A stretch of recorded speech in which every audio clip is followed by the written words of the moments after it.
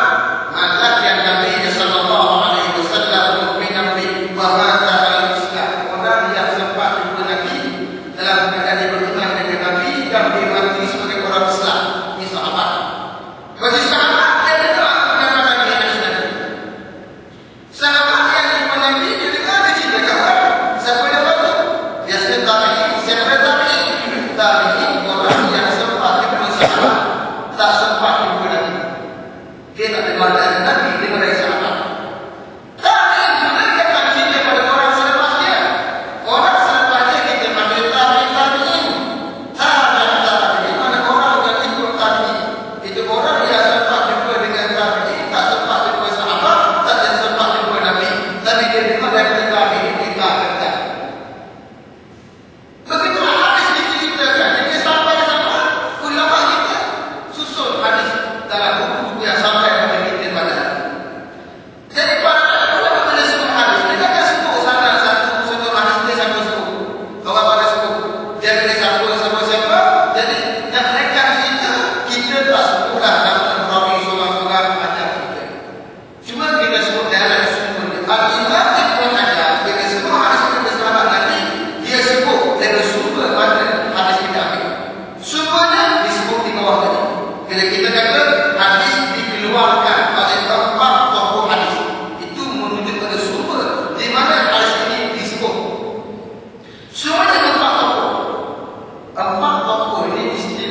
diriwayatkan oleh Ibnu Hajar.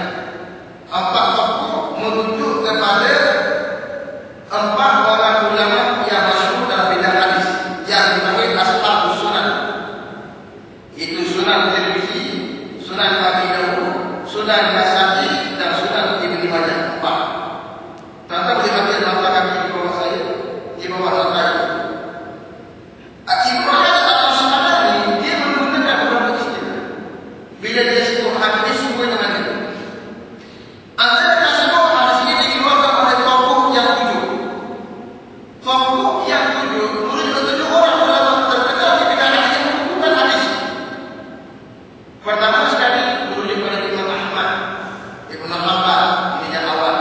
Antara yang awal Bukhari, masyhur, Muslim, Tirmizi, kemudian Abu Dawud, Nasa'i dan juga Ibnu Majah. Ini tujuh. Enam orang ini dipanggil ashabus sunnah, dipanggil sunnah sittah masukkan.